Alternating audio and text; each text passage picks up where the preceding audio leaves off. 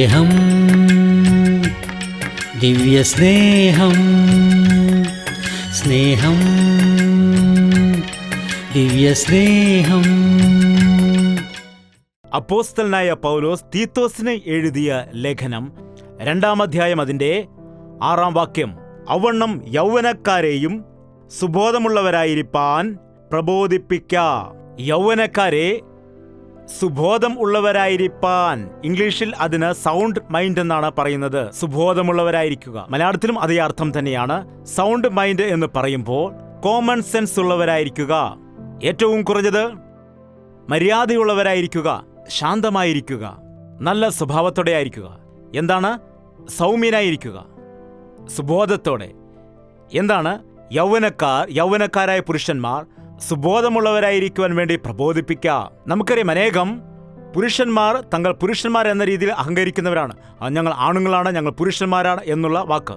ഞാൻ പുരുഷനാണ്, ആണുങ്ങൾക്ക് എവിടെയും പോകാമെന്ന രീതിയിലാണ് ചില ആളുകൾ സംസാരിക്കുന്നത്. സ്ത്രീകളായതുകൊണ്ട് മാത്രം നിങ്ങൾ വെളിയിൽ പോകാൻ പാടില്ല, നിങ്ങൾ ശാന്തരായിരിക്കണം എന്ന് പറഞ്ഞ് ചിലർ വഴക്കുണ്ടാക്കാറുണ്ട്. നിങ്ങൾ പോകുവാണ് ഞാനും പോകുമെന്ന് ചില സ്ത്രീകൾ എതിര് പറയാറുണ്ട്. നിങ്ങൾ പോയാൽ ഞാനും പോകുമെന്ന് പറഞ്ഞിട്ട് പരസ്പരം അവർ മത്സരിക്കുകയാണ്. ഞങ്ങൾ പുരുഷന്മാരാണ്, ഞങ്ങൾക്ക് എന്തും ചെയ്യാമെന്ന് പറയുന്നു. അങ്ങനെ മത്സരിച്ചാൽ എന്താണ് സംഭവിക്കുന്നത്? കുടുംബം നഷ്ടപ്പെട്ടു പോകും, ബന്ധങ്ങൾ ഭിന്നിച്ചു പോകും. നിങ്ങളുടെ കുടുംബ ബന്ധം നിങ്ങൾ തന്നെ ഭിന്നിപ്പിക്കുവാൻ ഇടയാക്കരുത്. കുടുംബത്തെ പാലിക്കേണ്ടതായ കടമ നിനക്കാണ്. സ്ത്രീകൾ ജോലി ചെയ്യുന്ന സമയത്ത് ചില പുരുഷന്മാർ എന്തിനാണ് വെറുതെ ഇരിക്കുന്നത്? ഭാര്യയെ ജോലിക്ക് വേണ്ടി പറഞ്ഞു വിട്ടിട്ട് വീട്ടിൽ ജോലിക്ക് പോകാതെ വെറുതെ ഇരുന്നിട്ട് ചീട്ട് കളിക്കുന്ന അനേകരെ എനിക്കറിയാം. അത് അന്യായമാണ്. അതൊരിക്കലും നന്മയാവുകയില്ല. നീ നിന്റെ കുടുംബത്തെ പോറ്റുന്നില്ല എങ്കിൽ നീ അവിശ്വാസിയേക്കാൾ നശിച്ചവനാണ്. ആദാമിനെ ശപിച്ചപ്പോൾ ദൈവം പറഞ്ഞ നീ വിയർപ്പൊഴുക്കി അധ്വാനിച്ച് ജീവിക്കുമെന്നാണ് പറഞ്ഞത്. പുരുഷനായാൽ അധ്വാനിച്ച് വിയർപ്പൊഴുക്കണം, ഭാര്യയെയും മക്കളെയും പുലർത്തണം. വിവാഹം കഴിക്കാൻ പോകുന്ന പുരുഷന്മാർ ഭാര്യയെയും മക്കളെയും പുലർത്തുവാൻ കഴിയുമോ എന്ന് പരിശോധിക്കണം. അങ്ങനെ പരിശോധിച്ചിട്ട് മാത്രമേ നിങ്ങൾ കല്യാണം കഴിക്കുവാൻ പാടുള്ളൂ. സ്ത്രീധനം കിട്ടുമെന്നാണ് ഒരാൾ പറയുന്നത്.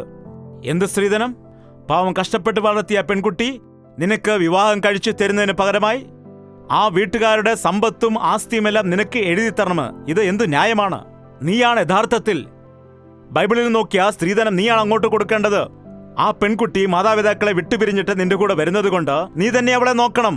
പുരുഷന്മാർ അധ്വാനിക്കണം, അധ്വാനിച്ച് കുടുംബത്തെ പുലർത്തണം. ഒരു ജോലിയും ചെയ്യാതെ ക്രമം കെട്ട് നടക്കുന്നുവെന്ന് പറയുന്നു.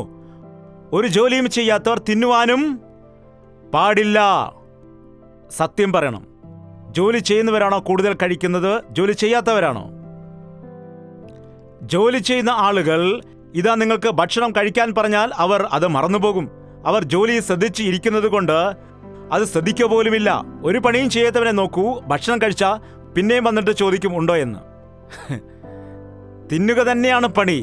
അനേകർക്കും തിന്നുക തന്നെയാണ് പണി. സൂക്ഷിക്കുക. അമിത ഭക്ഷണം കഴിക്കുന്നവർ ദരിദ്രരാകുമെന്നാണ് ബൈബിൾ പറയുന്നത്. നീ തീറ്റിപ്രിയനാണെങ്കിൽ നിന്റെ കഴുത്തിന് കത്തിവയ്ക്കുക. നിന്നെ കൺട്രോൾ ചെയ്യൂ. ഭക്ഷണം കഴിക്കാതെ രോഗത്തിൽ അകപ്പെട്ടതിനേക്കാൾ ഭക്ഷണം കഴിച്ചിട്ട് രോഗമുണ്ടാകുന്നവരാണ് കൂടുതൽ.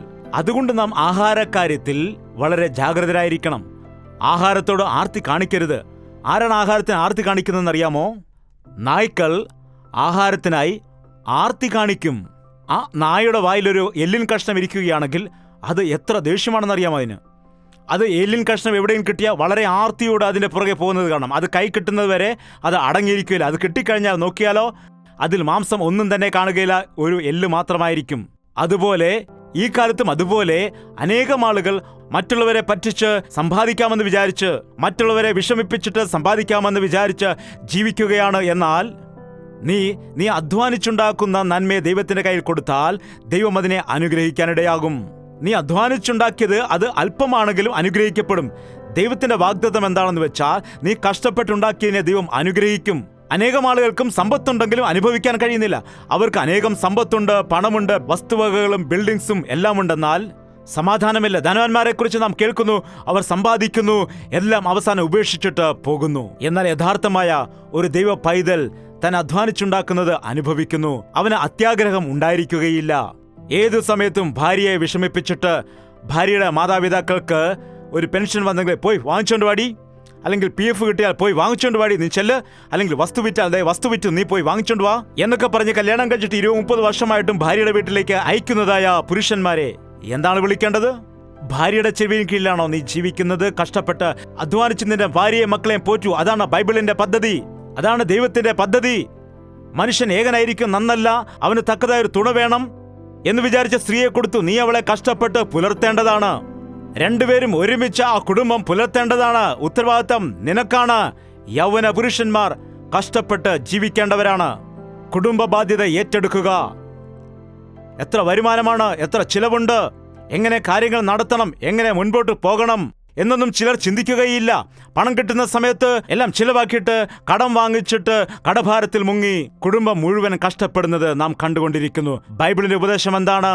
പത്യ ഉപദേശം എന്താണെന്ന് വെച്ചാൽ, വലിയ വലിയ കാര്യങ്ങൾ പ്രസംഗിച്ചിട്ട് ഒന്നും ചെയ്യാതെ വെറുതെ ഇരിക്കുകയല്ല.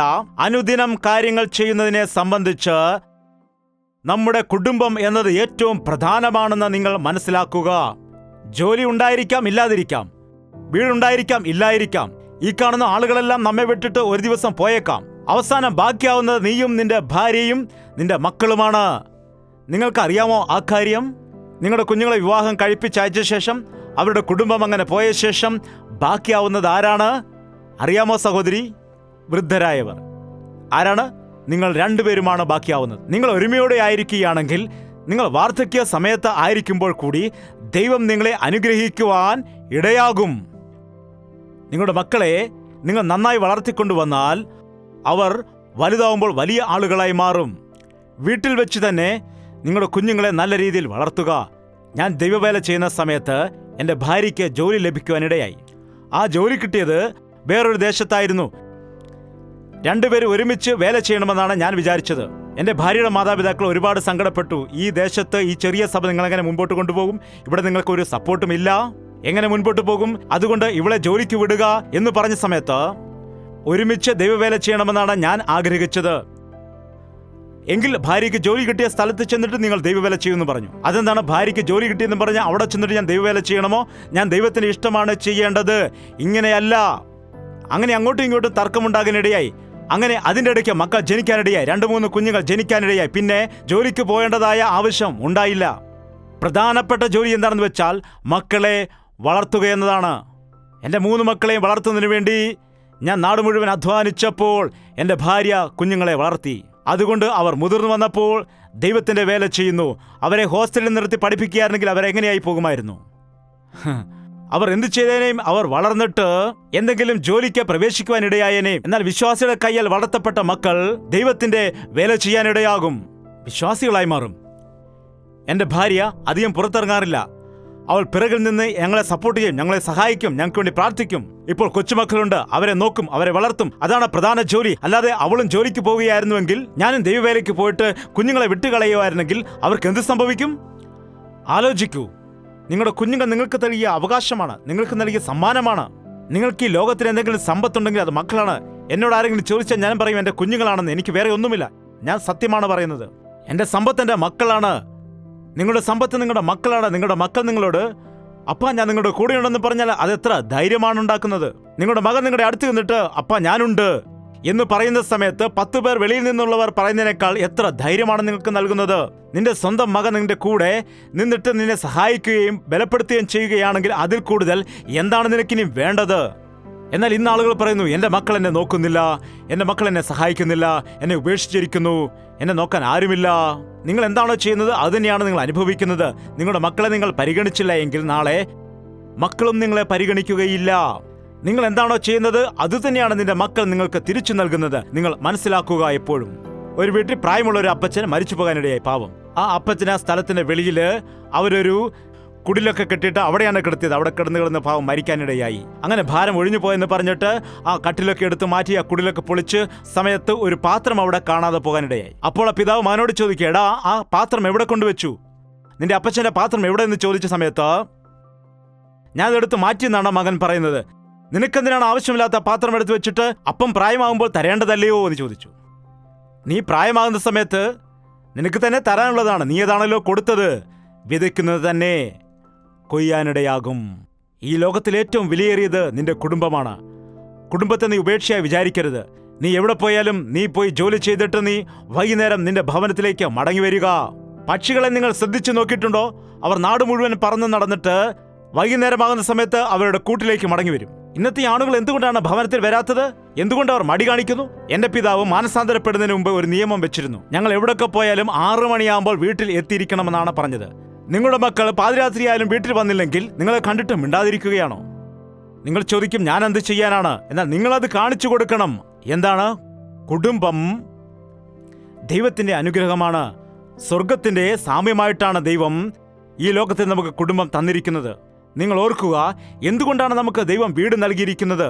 നിനക്ക് ഉറങ്ങുവാൻ, നിനക്ക് ഭക്ഷണം കഴിക്കാൻ, നിനക്ക് സമാധാനത്തോടെ ആയിരിക്കുവാൻ, നിനക്ക് സന്തോഷത്തോടെ ആയിരിക്കുവാൻ, സ്നേഹം പങ്കുവയ്ക്കുവാൻ, നിനക്ക് സ്വസ്ഥമായി ഇരിക്കുവാൻ, വിശ്രമിക്കുവാൻ വേണ്ടി.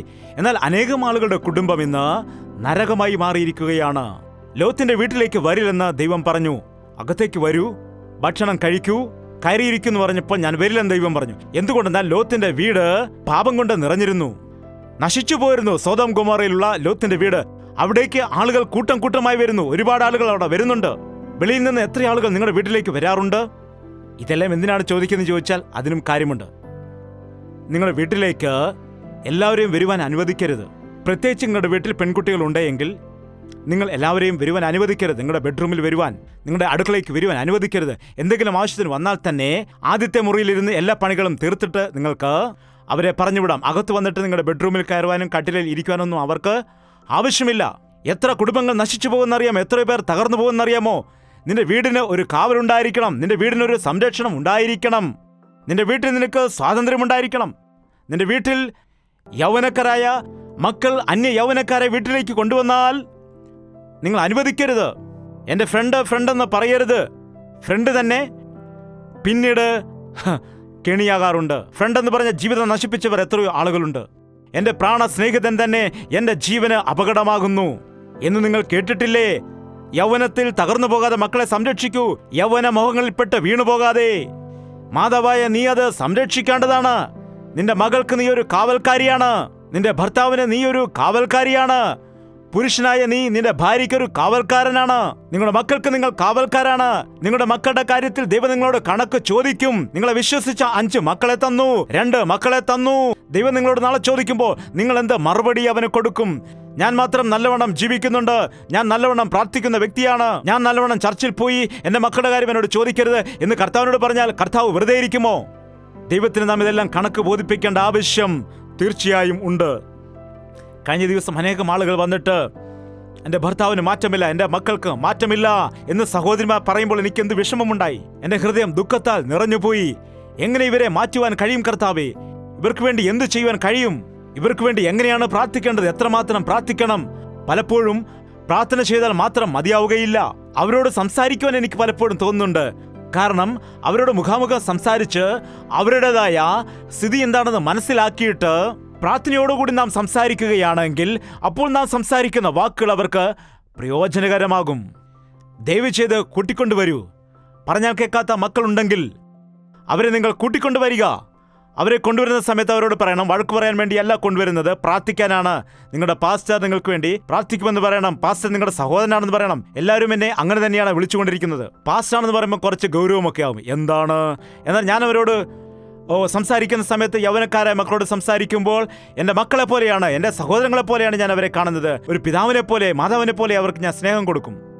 ആ രീതിയിലാണ് ഞാൻ ദൈവവേല ചെയ്തുകൊണ്ട് പോകുന്നത്. കാരണം ദൈവത്തിൻ്റെ സ്നേഹമാണത്. യേശുക്രിസ്തു വേല ചെയ്തപ്പോൾ നിന്റെ സഹോദരനും അമ്മയും വന്നിട്ടുണ്ട് എന്ന് അറിയിച്ചപ്പോൾ അവൻ എന്താണ് പറഞ്ഞത്? എൻ്റെ അമ്മ വന്നെന്നും പറഞ്ഞ് ഓടിപ്പോയോ? ഇല്ല. ഇതാ എൻ്റെ വചനം കേൾക്കുന്ന നിങ്ങളാണ് എൻ്റെ സഹോദരന്മാരും എൻ്റെ മാതാവും എൻ്റെ സഹോദരന്മാരും സഹോദരിമാരും. കണ്ടില്ലേ? ഞാൻ എപ്പോഴും ക്രിസ്തുവിൻ്റെ സ്നേഹം നിമിത്തം ഒരു സഭ എന്നത് കുടുംബത്തെ പോലെയാണ് കാണുന്നത്. ഒരു ദൈവവേല ആത്മാവിൻ്റെ ഭാരത്തോടുകൂടി സ്നേഹത്തോടെയാണ് ചെയ്യേണ്ടത്. ഇന്ന് കുഞ്ഞുങ്ങളെ ആരും പരിഗണിക്കുന്നില്ല. കുഞ്ഞുങ്ങളുടെ കാര്യങ്ങൾ ആരും നോക്കുന്നില്ല. അതുകൊണ്ട് യൗവനക്കാരെ പിശാച് തട്ടിക്കൊണ്ടുപോകുന്നു. പിശാച് അവരുടെ മേൽ പ്രവർത്തിക്കുന്നു. യൗവനക്കാരായ മക്കൾ ദൈവത്തിന്റെ ഹിതം ചെയ്യണം. ദൈവത്തിന്റെ പ്രവൃത്തി അവർ ചെയ്യേണ്ടതാണ്. വിവാഹ കാര്യത്തിൽ എടുത്തുചാടി തീരുമാനങ്ങൾ എടുക്കരുത്. അവർക്കിഷ്ടമുള്ളതുപോലെ കാര്യങ്ങൾ ചെയ്ത് കൊടുക്കരുത്. അവരുടെ വിവാഹം ദൈവത്തിന്റെ ഹിതം പോലെ, മാതാപിതാക്കളുടെ അനുഗ്രഹം പോലെയാണ് നടക്കേണ്ടത്. എന്നാൽ അതിന് എതിരായി നടക്കുന്നതല്ല ദൈവഹിതം. മാതാപിതാക്കളുടെ അനുവാദം കൂടാതെ വിവാഹം കഴിക്കുന്ന ആളുകൾ, അവരിൽ നിന്ന് അകന്ന് ജീവിച്ചിട്ട് അങ്ങനെ എത്രയോ ആളുകൾ നിർഭാഗ്യവാന്മാരായി പോകുന്നു. കുടുംബത്തെക്കുറിച്ച് ബൈബിളിൽ എത്രമാത്രം ഉപദേശിച്ചിരിക്കുന്നു. സഭകളിൽ സ്ത്രീകൾ നന്നായിരിക്കണം, പുരുഷന്മാർ നന്നായിരിക്കണം, വൃദ്ധന്മാർ നന്നായിരിക്കണം, യൗവനക്കാർ നന്നായിരിക്കണം, മക്കൾ ദൈവഭക്തിയിൽ ആയിരിക്കണം. ദൈവത്തിന്റെ മന്ദിരമായ നിങ്ങളുടെ ശരീരത്തിൽ നിങ്ങൾ എങ്ങനെയാണ് ജീവിക്കുന്നത്, ഞാൻ പറയുന്നത് പോലെ പറയൂ എന്ന് തീത്തോസിനും അതുപോലെ തിമോത്തിയോസിനോടും പൗലോസ് അക്കാലത്ത് പറഞ്ഞു കൊടുക്കുകയാണ്. നീ അത് ക്രമത്തിലാക്കുക എന്നൊരു വാക്ക് നമുക്കിവിടെ കാണാം. നിങ്ങളുടെ സഭയെ നീ ക്രമത്തിലാക്കൂ. അതുകൂടെ വായിച്ചിട്ട് നമുക്ക് നിർത്താം. നമുക്ക് വായിക്കാം. 1:5. നിന്നെ വിട്ടേച്ചു പോകുന്നത് ശേഷിച്ച കാര്യങ്ങളെ ക്രമത്തിലാക്കേണ്ടതിനും. ക്രമത്തിലാക്കുക എന്താണ്? ക്രമത്തിലാക്കുക, ക്രമത്തിൽ ആക്കുക, ക്രമത്തിലാക്കുക. അതായത് ശാസനയെ നീ വെറുക്കുന്നുവെന്ന് സങ്കീർത്തനം 50:17 പറയുന്നുണ്ട്. നീ ക്രമക്കേട് നടത്തുന്നവനാണ്. നാം തെറ്റുകൾ ചെയ്യാറുണ്ട്. എന്നാൽ ആ തെറ്റുകൾ നാം അംഗീകരിക്കുന്നില്ലെങ്കിൽ, നാം ശാസനയെ വെറുക്കുന്നുവെങ്കിൽ, നമ്മുടെ കുഞ്ഞുങ്ങൾ ആദ്യമായിട്ട് ABCDയും AIE പഠിക്കുന്ന സമയത്ത് ടീച്ചർ ആദ്യം എന്താണ് ചെയ്യുന്നത്? ആ കുഞ്ഞിൻ്റെ വിരൽ പിടിച്ചിട്ട് എഴുതിക്കാനിടയാകും. പിന്നീട് കൈവിട്ടിട്ട് എഴുതാൻ പറയുമ്പോൾ, എനിക്കൊരു കുഞ്ഞ് അനുജനുണ്ടായിരുന്നു ചെറുപ്പത്തിൽ. അവനോട് ടീച്ചർ എഴുതാൻ പറയുന്ന സമയത്ത് അവൻ തിരിച്ചായിരിക്കും എഴുതുന്നത്, തല തിരിച്ചെഴുതും. അത് നേരെയാക്കുന്നതിന് വേണ്ടി ഒരുപാട് നാൾ പരിശ്രമിക്കേണ്ടി വന്നു. പലപ്പോഴും ജീവിതത്തിൽ നാം റോങ് റൂട്ടിൽ പോകാറുണ്ട്, തെറ്റായ വഴികളിലൂടെ പോകാറുണ്ട്. നമ്മൾ കേട്ടതായ പ്രസംഗം അനുസരിച്ചോ, നമ്മൾ കേട്ടതായ തെറ്റായ ഉപദേശം അനുസരിച്ച് നാം തീരുമാനമെടുത്തിട്ട് തെറ്റായ വഴിയെന്ന് മനസ്സിലാക്കാതെ അതേ വഴിയിൽ കൂടെ പോകാറുണ്ട്. അത് തെറ്റാണ് എന്ന് പഠിപ്പിച്ചിട്ട് ഇതാണ് ശരി, ഇങ്ങനെയാണ് പോകേണ്ടത് എന്ന് പഠിപ്പിക്കുന്നതാണ് ക്രമപ്പെടുത്തുന്നത്. ക്രിസ്ത്യാനികൾക്ക് ഇങ്ങനെ ക്രമപ്പെടുത്തേണ്ടത് വളരെ ആവശ്യമാണ്. എന്നെ ശാസിക്കൂ, എന്നെ നന്നാക്കിയെടുക്കൂ, എന്നെ നേരെയാക്കൂ. ദാവീദിലെ മഹത്വം എന്താണെന്നറിയാമോ? കർത്താവേ, എന്നെ പരിശോധിക്കണമേ, എന്നെ പരീക്ഷിക്കണമേ, വ്യസനത്തിലുള്ള മാർഗം എന്നിലുണ്ടോ എന്ന് നോക്കിയിട്ട് എന്നെ നേരായ മാർഗത്തിൽ നീ നടത്തേണമേ. നോക്കൂ, ഇന്ന് അനേകം കുടുംബങ്ങളിൽ പിശാചിന്റെ പ്രവർത്തികൾ നടക്കുന്നുണ്ട്. ക്രിസ്തീയ കുടുംബത്തിൽ തന്നെ പിശാച് അഴിഞ്ഞാടുകയാണ്. ഭാര്യാഭർത്തക്കന്മാരുടെ ഇടയിൽ ഭിന്നത കൊണ്ടുവരുന്നു, കുടുംബാംഗങ്ങളെ തമ്മിൽ തല്ലി പിരിക്കുന്നു, അനാവശ്യമായ കാര്യങ്ങൾക്ക് വേണ്ടി വലിയ വഴക്കുകൾ ഉണ്ടാക്കുന്നു, കാര്യങ്ങൾക്ക് ഗൗരവമില്ലാതെയായി മാറുകയാണ്. ക്രിസ്തീയ കുടുംബത്തിൽ ദൈവഭയമുള്ള ക്രിസ്തീയ വിശ്വാസികളായ മക്കൾ ഇല്ലാതെ പോകുന്നു. അവർ ലോകപ്രകാരമുള്ളവരാകുന്നു. കാരണം നിങ്ങളുടെ മക്കളുടെ കാര്യത്തിൽ നിങ്ങൾ പരിഗണന കൊടുക്കാത്തത്, നിങ്ങളുടെ മക്കളുടെ കാര്യം നിങ്ങൾ ശ്രദ്ധിക്കാത്തത് കൊണ്ടാണ്. ഒരു പിതാവ് മകനെ ശാസിക്കേണ്ടതാണ്, അവനെ ഉപദേശിക്കണം. വടി ഉപയോഗിക്കാത്തവൻ തന്റെ മകനെ പകയ്ക്കുന്നു എന്നാണ് ബൈബിൾ പറയുന്നത്. മകനെ പകയ്ക്കുന്നുവെന്ന്, അതുകൊണ്ട് എപ്പോഴും അവനെ എടുത്തിട്ട് അടിക്കരുത്. വടി ഉപയോഗിക്കാൻ പറഞ്ഞതുകൊണ്ട് എപ്പോഴും അവരെ എടുത്തിട്ട് അടിക്കരുത്. ഒരു ദൈവദാസൻ ഇപ്രകാരം പറയുകയുണ്ടായി, കുഞ്ഞുങ്ങൾ തെറ്റ് ചെയ്യുന്ന സമയത്ത്, ഇവിടെ വരൂ, കർത്താവ് ഇവൻ തെറ്റ് ചെയ്ത് ഇവൻ എത്ര അടിയാണ് കൊടുക്കേണ്ടത് എന്ന് പ്രാർത്ഥിച്ചിട്ട് 3 അടിക്കാൻ പറയാണ്. കൈനീട്ട് 1, 2, 3 അങ്ങനെ 3 അടി കൊടുക്കുമായിരുന്നു. പിന്നീട് ആ കുഞ്ഞിനെ പോയി എടുക്കുമായിരുന്നു. എന്നിട്ട് കരയുമായിരുന്നു, മോനെ ഇനി നീ തെറ്റ് ചെയ്യരുത്, അതുകൊണ്ടല്ലേ അടിച്ചത്, ഇനി നീ ഒരിക്കലും തെറ്റ് ചെയ്യരുത്, ഡാഡി അടിച്ചില്ലേ, ആ മോൻ തെറ്റ് ചെയ്ത് കൊണ്ടല്ലേ അടിച്ചത്, ശരി ഡാഡി ഇനിയും ചെയ്യത്തില്ല. എന്താണ്? അതാണ് കുഞ്ഞുങ്ങളെ ശാസിക്കുന്നത്. അടിക്കാൻ പറഞ്ഞതുകൊണ്ട് അടുക്കളയിൽ കിടക്കുന്ന ചൂലെടുത്തിട്ടാണോ കുഞ്ഞുങ്ങളെ അടിക്കുന്നത്? റിമോട്ട് വെച്ചാണോ കുഞ്ഞുങ്ങളെ തല്ലുന്നത്? ഫോൺ വെച്ചാണ് ചിലർ അടിക്കുന്നത്. അങ്ങനെയൊന്നും നിങ്ങൾ അടിക്കാൻ പാടില്ല. ബാലൻ നടക്കേണ്ടുന്ന വഴി അവനെ അഭ്യസിപ്പിക്ക. അവൻ വൃദ്ധനായാലും അത് വിട്ടുമാറുകയില്ല. കുഞ്ഞിനെ നീ പഠിപ്പിക്കുക. 4-5 വയസ്സുള്ളപ്പോൾ അവനെ നീ പഠിപ്പിച്ചാൽ അവൻ 12-14 വയസ്സായാലും അവനൊന്ന് മറക്കുകയില്ല. അവൻ ദൈവത്തിന്റെ ഭയത്തിൽ വളർന്നു വരാനിടയാകും. അതുകൊണ്ട് മക്കളുടെ കാര്യത്തിൽ നമുക്ക് ശ്രദ്ധിക്കാം. ഭാര്യ ഭർത്താക്കന്മാരുടെ ഇടയിൽ പ്രശ്നങ്ങൾ ഉണ്ടെങ്കിൽ അത് പറഞ്ഞു നടക്കരുത്, ഭിന്നത ഉണ്ടാകരുത്. നിങ്ങൾ രണ്ടുപേരും ഒരുമിച്ച് ദൈവസന്നിധിയിൽ അതിനുവേണ്ടി പ്രാർത്ഥിക്കുക. അല്ലെങ്കിൽ നല്ലവണ്ണം ഉപദേശിക്കാൻ കഴിവുള്ള ദൈവദാസന്മാരുടെ അടുക്കൽ ചെന്ന് പറയുക. അതല്ലാതെ നിങ്ങളുടെ അമ്മയോട് വിളിച്ചു പറയുക, അവർ എന്നിട്ട് മറ്റവരോട് വിളിച്ചു പറയുക, അങ്ങനെ വലിയ പ്രശ്നങ്ങൾ ഉണ്ടാക്കുകയല്ലാതെ അവിടെ പരിഹാരമുണ്ടാകില്ല. എന്തുകൊണ്ടെന്നാൽ 2 കൂട്ടർക്കും അവരുടെ മക്കളെയാണ് ഏറ്റവും ഇഷ്ടം. അതുകൊണ്ട് പലപ്പോഴും മൂന്നാമതൊരാൾ കുടുംബത്തിൽ ഇടപെടുന്നത് കൊണ്ടാണ് വലിയ വലിയ പ്രശ്നങ്ങൾ ഉണ്ടാകുന്നത്. മാതാപിതാക്കൾ എപ്പോഴും നിങ്ങൾക്ക് കഴിയില്ലെങ്കിൽ മാറിയിരുന്നവർക്ക് വേണ്ടി പ്രാർത്ഥിക്കുക, അല്ലെങ്കിൽ ശരിയായ ഒരു പരിഹാരം അവർക്ക് പറഞ്ഞു കൊടുക്കുക. അല്ലാതെ പക്ഷപാതം കാണിച്ചിട്ട് മകനോടൊരു രീതിയിൽ മകളോട് വേറൊരു രീതിയിൽ, മരുമകനോടൊരു രീതിയിൽ മരുമകളോട് വേറൊരു രീതിയിൽ പ്രതികരിക്കുകയാണെങ്കിൽ നമ്മുടെ മക്കൾ ദുഃഖിക്കേണ്ടി വരും, നമ്മളും ദുഃഖിക്കേണ്ടി വരും. അതുകൊണ്ട് പരിഹാരം കർത്താവിൻ്റെ കയ്യിലുണ്ട്. ഒരു മനുഷ്യനെ മാറ്റുവാൻ മറ്റൊരു മനുഷ്യന് കഴിയുമായിരുന്നെങ്കിൽ നമുക്ക് ദൈവത്തിന്റെ ആവശ്യമില്ലായിരുന്നു, ബൈബിളിന്റെ ആവശ്യം നമുക്കില്ലായിരുന്നു. ക്ലോക്കിന്റെ സൂചി മാറിക്കിടക്കുമ്പോൾ അത് അഴിച്ചിട്ട് അകത്ത് റെഡിയാക്കി വെക്കുന്നത് കണ്ടിട്ടില്ലേ? അതുപോലെ ഒരു മനുഷ്യന്റെ ബുദ്ധി ശരിയല്ലെങ്കിൽ അവന്റെ ഹൃദയത്തിൽ ചെന്നിട്ട് അവനെ നേരെയാക്കാൻ കഴിയുമായിരുന്നെങ്കിൽ അവൻ പിന്നെ ചാരായം കുടിക്കുകയില്ലായിരുന്നു. അങ്ങനെ നമുക്ക് മാറ്റാൻ കഴിയുമായിരുന്നെങ്കിൽ പിന്നെ ദൈവത്തിന്റെ ആവശ്യമില്ല. ഒരു മനുഷ്യനെ അങ്ങനെ മാറ്റാൻ കഴിയുന്നത് ആർക്കാണ്? മനുഷ്യന്റെ മനസ്സ് മാറ്റുവാൻ കഴിയുന്നത് ദൈവത്തിന് മാത്രമാണ്. ഒരു മനുഷ്യനെ മറ്റൊരു മനുഷ്യന് മാറ്റാൻ കഴിയില്ല. നിനക്ക് മാറ്റണമെന്നുണ്ടെങ്കിൽ, അങ്ങനെ മാറ്റുവാൻ കഴിയുമായിരുന്നെങ്കിൽ ആഫ്രിക്കയിലുള്ള ആളുകൾക്ക് അവരുടെ ചർമ്മത്തെ മാറ്റുവാൻ കഴിയുമോ? ചീറ്റപ്പുലിക്ക് തന്റെ പുള്ളികളെ മാറ്റുവാൻ കഴിയില്ല. അതുപോലെ ദോഷം ചെയ്യാൻ ശീലിച്ച മനുഷ്യന് തന്റെ സ്വഭാവത്തെ മാറ്റുവാനും കഴിയില്ല. നിനക്ക് മാറുവാൻ കഴിയില്ല എങ്കിൽ നിന്നെ മാറ്റുവാൻ കഴിയുന്ന കർത്താവിന്റെ അടുക്കലേക്ക് നീ ചെല്ലണം. നമുക്ക് രോഗമുണ്ടായാൽ നമുക്ക് രോഗം എടുത്തു മാറ്റുവാൻ കഴിയില്ല. നമുക്ക് വയറുവേദന വരുന്ന സമയത്ത് അതെടുത്തിട്ട് ഇങ്ങനെ ഒറ്റയേറ് കൊടുക്കാൻ കഴിയുമായിരുന്നെങ്കിൽ നല്ലതായിരുന്നു. എന്നാൽ നമ്മുടെ വയറുവേദന നമുക്ക് എടുത്തു കളയാൻ കഴിയുമോ? അതിനുവേണ്ടി നാം എന്താണ് ചെയ്യേണ്ടത്? ഡോക്ടറിന്റെ അടുക്കിലേക്ക് പോകും. ആ ഡോക്ടർ പറയുന്നത് പോലെ നാം ചെയ്യും. അങ്ങനെയല്ലേ? അപ്പോൾ നിനക്ക് നിന്നെ തന്നെ മാറ്റുവാൻ കഴിയാത്തതായ ഒരു അവസ്ഥയിൽ നിനക്ക് കോപം കൂടുതലാണ്. നീ ഭാര്യയെ വഴക്ക് പറയും, അല്ലെങ്കിൽ ഭാര്യ നിന്നെ വഴക്ക് പറയും. അപ്പോൾ നിങ്ങൾ നന്നാവ് അങ്ങോട്ടും ഇങ്ങോട്ടും ഭാര്യയും ഭർത്താവും വഴക്കുണ്ടാക്കുകയല്ലാതെ പരസ്പരം അവർ അങ്ങോട്ടും ഇങ്ങോട്ടും പറഞ്ഞ് മാറുന്നത് സാധ്യമല്ല. അതുകൊണ്ട് എന്താണ് ചെയ്യുന്നത്? രണ്ടുപേരെയും മാറ്റുവാൻ കഴിയുന്ന കർത്താവിന്റെ അടുക്കിലേക്ക് ചെന്നിട്ട് എന്നെ മാറ്റണമേ എന്ന് നിങ്ങൾ പ്രാർത്ഥിച്ചു നോക്കൂ. നിങ്ങളുടെ ജീവിതത്തിൽ എത്രമാത്രം മാറ്റങ്ങൾ ഉണ്ടാകുന്നുവെന്ന് നിങ്ങൾക്ക് അനുഭവിച്ചറിയാൻ കഴിയും. കഠിന ഹൃദയമുള്ളവരെ സൗമ്യതയുള്ളവരാക്കി മാറ്റാൻ കഴിയുന്ന ദൈവം, ദുർമാർഗികളെ നന്മയുള്ളവരെ മാറ്റാൻ കഴിയുന്ന ദൈവം, കല്ലുപോലുള്ള ഹൃദയങ്ങളെ ഉരുക്കി മഞ്ഞുപോലെയാക്കുവാൻ കഴിവുള്ള ദൈവം. മോശ വളരെ കോപിഷ്ഠൻ ആയിരുന്നു. രണ്ടുപേർ കലഹിക്കുന്നത് കണ്ടപ്പോൾ ഒരുവനെ ചെന്നിട്ട് കൊന്നുകളഞ്ഞു. അത്രമാത്രം കോപിഷ്ഠനാണ്. എന്നാൽ ദൈവം അവനെ മാറ്റിയോ ഇല്ലയോ? നിങ്ങൾ പറയൂ. അവൻ എങ്ങനെയുള്ളവനായി? അവൻ ലോകത്തിലുള്ള സകല ജനങ്ങളിലും വെച്ച് ഏറ്റവും സൗമ്യനായ മനുഷ്യനായി മാറാനിടയായി. അത്രമാത്രം മാറ്റം അവനുണ്ടായി. ഇസ്രായേൽ മക്കളെല്ലാം അവന് നേരെ തിരിഞ്ഞപ്പോൾ അവരോട് കോപിക്കാതെ അവരെ സമാധാനത്തോടെ നടത്താനിടയായി. ദൈവത്തിന് നിന്നെ മാറ്റാൻ കഴിയും. നിന്റെ കുടുംബത്തെ മാറ്റുവാൻ കഴിയും. നിന്റെ ഭാര്യയുടെ സ്വഭാവത്തെ മാറ്റാൻ കഴിയും. ഭർത്താവിന്റെ പ്രവൃത്തികളെ മാറ്റാൻ കഴിയും. മുഴുകുടിയന്മാരായിരുന്ന എത്രയോ ആളുകൾ ഇന്ന് ദൈവം മാറ്റിയതുകൊണ്ട് ഭാര്യയെയും മക്കളെയും നന്നായി നോക്കിക്കൊണ്ട് സ്വർഗം പോലുള്ള ജീവിതം അനുഭവിക്കുന്നവരുണ്ട്. മാതൃകയുള്ള കുടുംബജീവിതം നയിക്കുന്നവരുണ്ട്.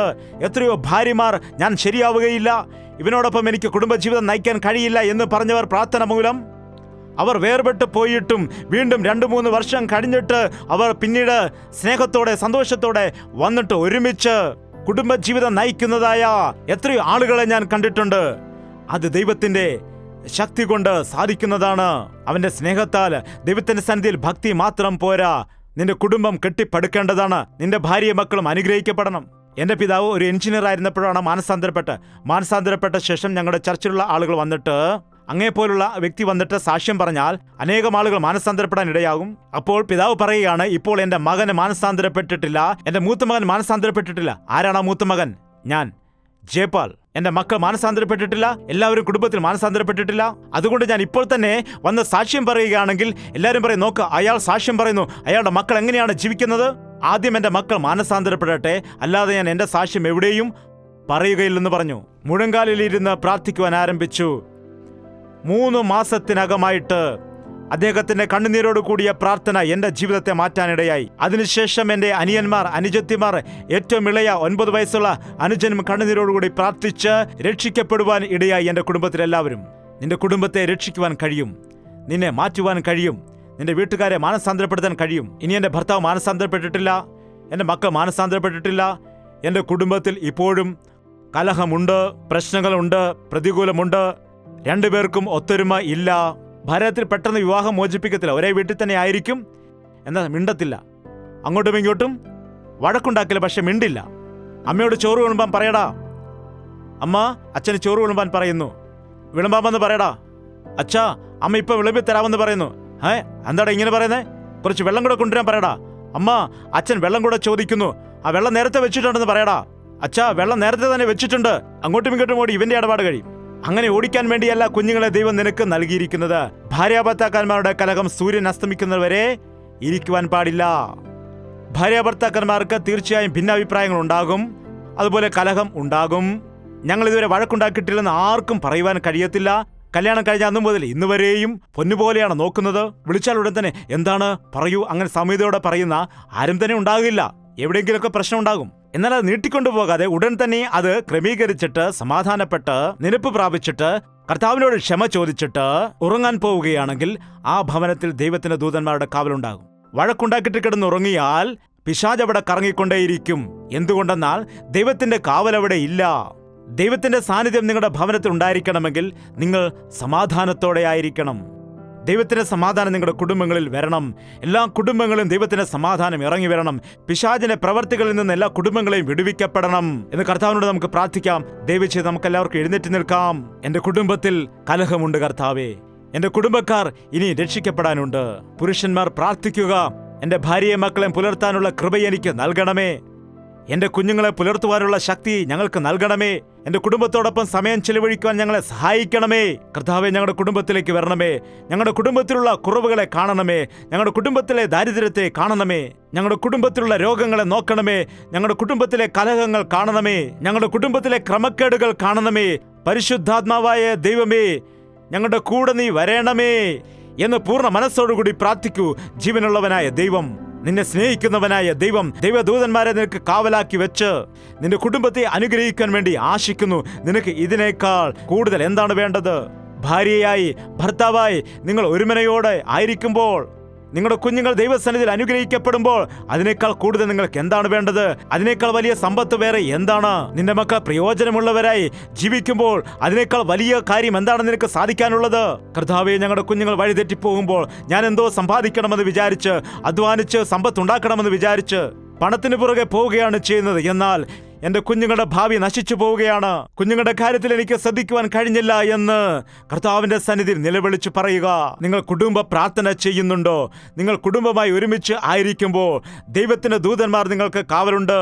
പരിശുദ്ധാത്മാവ് നിന്റെ വീട്ടിലേക്ക് ഇറങ്ങി വരും. ഒരു ബാധയും നിന്റെ കൂടാരത്തിന് അടുക്കുകയില്ല. ഒരു രോഗവും നിന്റെ കുടുംബത്തിലേക്ക് വരാതെ നിനക്ക് സമാധാനം ദൈവം നൽകും. കർത്താവേ, നിന്റെ സമാധാനം ഞങ്ങൾക്ക് എല്ലാവർക്കും വേണം. ഞങ്ങളുടെ കുടുംബത്തിന് നായകനായി നീ തന്നെ ഇരിക്കണമേ. ഞങ്ങളുടെ കുടുംബത്തിൽ പിശാചിന്റെ പ്രവർത്തികൾ നടക്കുന്നുണ്ട്. ഞങ്ങളുടെ കുടുംബത്തിൽ എപ്പോഴും കലഹമാണ്. കടഭാരത്തിൽ നിന്ന് വെളിയിൽ വരാൻ കഴിയുന്നില്ല. ഞങ്ങളുടെ കുടുംബത്തിൽ നീ വരണം കർത്താവേ. ഭാര്യയായ ഞാൻ എന്റെ തെറ്റുകൾ ഏറ്റുപറയുകയാണ്. ഭർത്താവായ ഞാൻ എന്റെ തെറ്റുകളെ ഏറ്റുപറയുന്നു. മാതാപിതാക്കളായ ഞങ്ങൾ ഞങ്ങളുടെ തെറ്റുകുറ്റങ്ങളെ ഏറ്റുപറയുന്നു. ദൈവമേ, ഞങ്ങളെ സഹായിക്കാമെന്ന് നമുക്ക് കർത്താവിനോട് ചോദിക്കാം. പരിശുദ്ധനായ സ്നേഹമുള്ള പിതാവേ, ഇവിടെ കടന്നു വന്നിരിക്കുന്ന എല്ലാവരെയും നിന്റെ കരങ്ങളിലേക്ക് ഏൽപ്പിക്കുകയാണ്. ഞങ്ങളുടെ കുടുംബങ്ങളിൽ പിശാചിന് ഇടമുണ്ടായിരിക്കുവാൻ പാടില്ല ദൈവമേ. ഞങ്ങളുടെ മക്കളിൽ ആരും തന്നെ പിശാചിന്റെ പ്രവൃത്തികൾ അകപ്പെടുവാൻ പാടില്ല. ഒരു വ്യക്തിയെ പോലും ഞങ്ങൾ അവിടെ വിടുകയില്ലെന്ന് അന്ന് മോശ പ്രാർത്ഥിച്ചതുപോലെ ഞാനും ഈ ജനവുമെല്ലാം ചെന്നിട്ട് ഞങ്ങളുടെ ദൈവത്തെ ആരാധിക്കണമെന്ന് പറഞ്ഞതുപോലെ ഞാനും എന്റെ കുടുംബവുമോ ഞങ്ങൾ യഹോവയെ സേവിക്കുമെന്ന് യോശുവ പറഞ്ഞതുപോലെ ഞങ്ങളെല്ലാം നിന്റെ മക്കളായി മാറണം. ഞങ്ങളുടെ കുടുംബമെല്ലാം നിന്റെ സന്നിധിയിലേക്ക് വരേണ്ടവരാണ്. ഞങ്ങളുടെ കുടുംബത്തിൽ എല്ലാവരും രക്ഷിക്കപ്പെടണം. കുടുംബമായിട്ട് ഞങ്ങൾ സ്വർഗരാജ്യത്തിന്റെ അവകാശികളായി മാറണം. അതിനുവേണ്ടി ഞങ്ങൾ പ്രാർത്ഥിക്കുകയാണ്. ഏത് കുടുംബത്തിലാണ് പിശാചിന്റെ കാര്യങ്ങൾ നടക്കുന്നത്? ഏത് പുരുഷനാണ് പിശാചിന്റെ പിടിയിൽ അകപ്പെട്ടിരിക്കുന്നത്? കർത്താവ് യേശുക്രിസ്തുവിന്റെ നാമത്തിൽ എല്ലാ മദ്യപാനികൾക്കും വലിയ വിടുതൽ ഉണ്ടാകുമാറാകട്ടെ. പരിശുദ്ധാത്മാവിന്റെ പ്രവൃത്തികൾ ചെയ്യണമേ. യേശുക്രിസ്തുവിന്റെ നാമത്തിൽ അപേക്ഷിക്കുന്നു പിതാവേ. ആമേൻ, ആമേൻ, ആമേൻ. യേശുവേ, യേശുവേ, യേശുവേ, യേശുവേ.